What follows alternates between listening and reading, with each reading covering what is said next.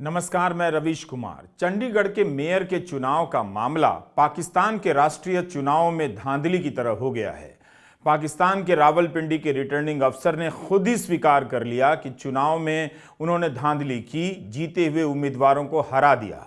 मगर भारत में supreme court ने चंडीगढ़ के मेयर के चुनाव में धांधली सामने से पकड़ी है, लेकिन रिटर्निंग अफसर स्वीकार नहीं कर रहे हैं। आज सुप्रीम कोर्ट में रिटर्निंग अफसर अनिल मसीह की पेशी हुई। रिटर्निंग अफसर का आत्मविश्वास इस वीडियो में आप नोट कर सकते हैं। सुप्रीम कोर्ट ने कहा कि बैलेट पेपर पर निशान बनाने का उन्हें कोई अधिकार नहीं, वे चुनावी प्रक्रिया में बाधा डाल रहे थे। चंडीगढ़ के रिटर्निंग अफसर की करतूत को समझने के लिए बहुत जरूरी है कि पहले आप पाकिस्तान के रावलपिंडी के रिटर्निंग अफसर लियाकत अली चट्टा का बयान सुन लें, जिन्होंने धांधली की बात मान ली और अपने पद से इस्तीफा दे दिया। बीजेपी को क्या स्वीकार नहीं कर लेना चाहिए था, जैसे पाकिस्तान के इस रिटर्निंग अफसर ने खुद से स्वीकार कर लिया? बिल्कुल, बेज़ाब्तियां तो छोटा लफ्ज है। जो यहाँ पे हुआ है कि जो लोग आजाद उम्मीदवार 70-70, 80-80 हजार की लीड से जीत रहे थे, हमने उनको हरवाया है और उनके ऊपर जाली मोहरें लगा के सबको हरवाया। देखिए, मैं ये सारी इस गलतकारी की जिम्मेदारी अपने ऊपर ले रहा हूँ और साथ आपको बता रहा हूँ कि जो चीफ इलेक्शन कमिश्नर है, जो चीफ जस्टिस है, वो भी इस काम में पूरे शरीक। मेरे ऊपर कोई दबाव नहीं है। मेरे बाप दादा भी अंग्रेजों के खिलाफ और सिखों के खिलाफ जंगें करते रहे हैं, लड़ते रहे हैं ये मुल्क बनाने के लिए। अब मैं इस मुल्क को तोड़ने का हिस्सा नहीं बन सकता, लेकिन आखिर पे मैंने जो इस मुल्क के पेट में छुरा घूंपा है, मुझे वो सोने नहीं देता। कमिश्नर साहब, जो मैंने जुल्म किया है, मुझे उसकी सजा मिलनी चाहिए और बाकी भी इस जुल्म में जो लोग शामिल हैं, पुलिस भी शामिल है उनके। पाकिस्तान के चुनावों में धांधली हुई है। रिटर्निंग अफसर ने कबूल किया कि कई उम्मीदवारों को हराया गया। जिस देश में तमाम व्यवस्थाएं ध्वस्त सी नजर आती हैं, वहां किसी के भीतर जमीर जाग जाए, मगर भारत जैसे देश में एक रिटर्निंग अफसर कोर्ट के सामने स्वीकार नहीं करता है, जबकि कोर्ट ने कहा कि बैलेट पेपर पर निशान बनाने का कोई अधिकार उसे नहीं है। इसलिए हमने आपको पाकिस्तान के रिटर्निंग अफसर का बयान सुनाया, जो कह रहे हैं कि मैं अपने मुल्क को तोड़ने का हिस्सा नहीं बन सकता। वो बता देते हैं कि चीफ इलेक्शन कमीशन की तरफ से दबाव डाला जा रहा था। क्या ऐसा मुमकिन हो सकता है कि भारत में भी किसी का जमीर जाग जाए? न्यायपालिका से लेकर चुनाव आयोग और पुलिस एजेंसी से लेकर जांच एजेंसियों के किसी अफसर का जमीर जागे और वो कबूल कर ले कि उसने क्या क्या धांधली की, किस किस बेगुनाह को फंसा दिया। इलेक्टोरल बॉन्ड को लेकर खुद प्रधानमंत्री स्वीकार कर लें कि कोर्ट ने सही कहा है, यह बिल्कुल पारदर्शी नहीं है। क्या ऐसा हो सकता है? अगर पाकिस्तान में हो सकता है तो भारत में क्यों नहीं हो सकता? जमीर तो दोनों जगह के लोगों के भीतर है। चंडीगढ़ मेयर का चुनाव बता रहा है कि बीजेपी को केवल जीत से मतलब है। जीत अनैतिक हो, असंवैधानिक हो, इससे उसे कोई मतलब नहीं। वह असंवैधानिक तरीके से मिलने वाली जीत को भी गले लगाने के लिए तैयार है। अगर बीजेपी के लिए यह बड़ी बात होती तो मेयर चुनाव में शामिल सभी को पार्टी से निकाल देती, मगर आज आम आदमी पार्टी के 3 और पार्षदों को बीजेपी में शामिल कर लिया गया। रिटर्निंग अफसर अनिल मसीह की पेशी से एक दिन पहले बीजेपी के मेयर मनोज सोनकर ने अपने पद से इस्तीफा दे दिया। कहा जा रहा है कि आम आदमी पार्टी के 3 पार्षदों के बीजेपी में आने से नए चुनाव होने पर बीजेपी को बढ़त मिल जाएगी, मगर कोर्ट ने कह दिया है कि नया चुनाव नहीं होगा, पुराने बैलेट की ही फिर से गिनती होगी।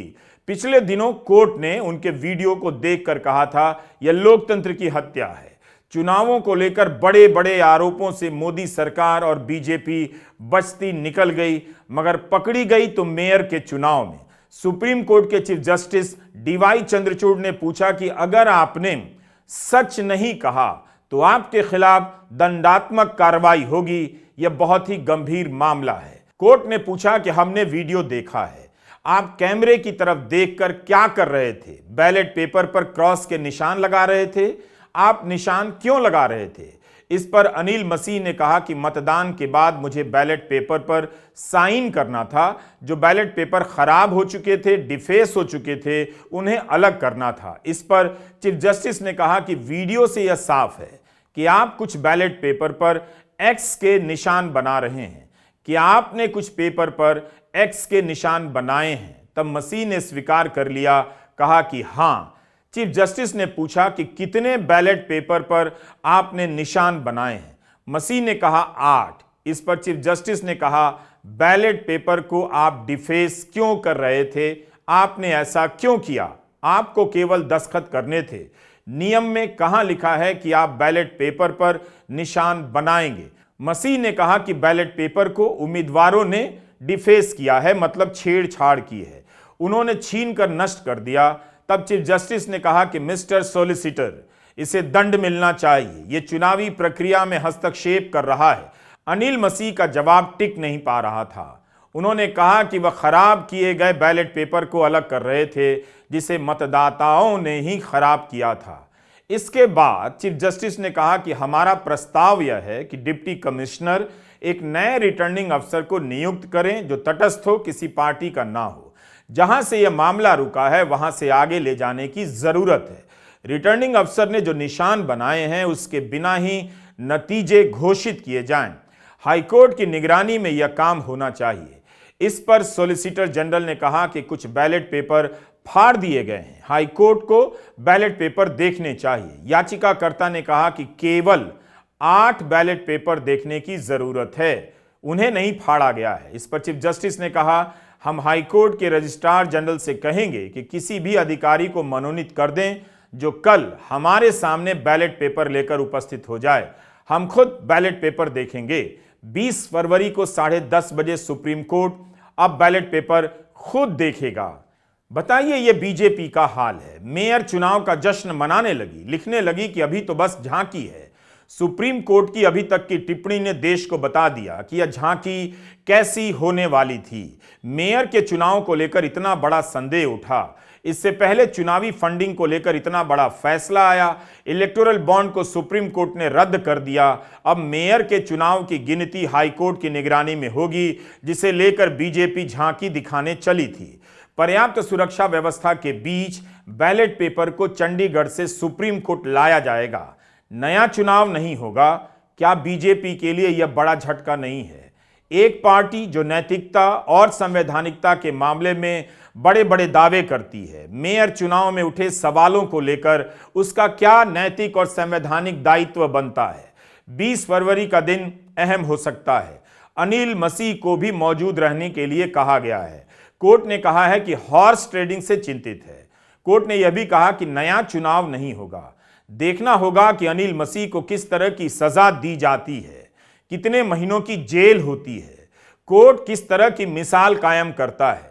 मगर बड़ी बात है कि बीजेपी किस तरह की मिसाल कायम करना चाहती है। एक राजनीतिक दल के तौर पर क्या उसे संविधान की परवाह नहीं है? कोर्ट में अनिल मसीह, जो बीजेपी के ही सदस्य हैं, कह रहे हैं मैंने निशान बनाए, जबकि ऐसा करने का उन्हें कोई अधिकार नहीं। सुप्रीम कोर्ट ने जिस चुनाव को लोकतंत्र की हत्या कहा हो, बीजेपी उसके बाद भी सक्रिय है और आम आदमी पार्टी के 3 पार्षदों को शामिल कराया गया है। ऐसा करने से बहुमत अब बीजेपी के पास है, जो पहले नहीं था।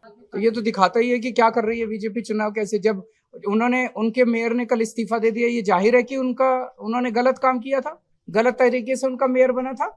उन्होंने चुनाव में धांधली की थी। ऐसे ही चुनाव में धांधली करके जीतते हैं और फिर अगर जीत ना पाए तो लोगों को खरीद लेते हैं। ऐसे जनतंत्र कैसे चलेगा? अगर हार गए तो यार दूसरों को भी सरकार चलाने दो। पिछली सुनवाई में सुप्रीम कोर्ट ने वीडियो देखते हुए यही कहा, यह लोकतंत्र की हत्या है और हम यह हत्या नहीं होने दे सकते। चीफ जस्टिस ने वीडियो देखने के बाद कहा कि पीठासीन अधिकारी को बताया जाए कि सुप्रीम कोर्ट उन पर नजर रख रहा है, वो कैमरे की ओर क्यों देख रहे हैं और भगोड़ों की तरह क्यों भाग रहे हैं। कोर्ट ने मतदान का पूरा वीडियो मंगाया है। सुप्रीम कोर्ट ने इस मामले में हाई कोर्ट पर भी टिप्पणी की थी कि इस मामले में हाई कोर्ट फेल रहा। आए दिन हम दल बदल देख रहे हैं, हॉर्स ट्रेडिंग देख रहे हैं, मगर हॉर्स ट्रेडिंग को लेकर मामला कहां फंस रहा है यह भी देख रहे हैं। कई बार छोटे छोटे सवालों से भी बहुत बड़े सवालों से पर्दा हट जाता है। मेयर के चुनाव पर सुप्रीम कोर्ट की टिप्पणी से महाराष्ट्र से लेकर तमाम राज्यों में हुए दल बदल से पर्दा हटता है। बस जो पकड़ा गया है उसका नाम अनिल मसीह है। नमस्कार, मैं रवीश कुमार।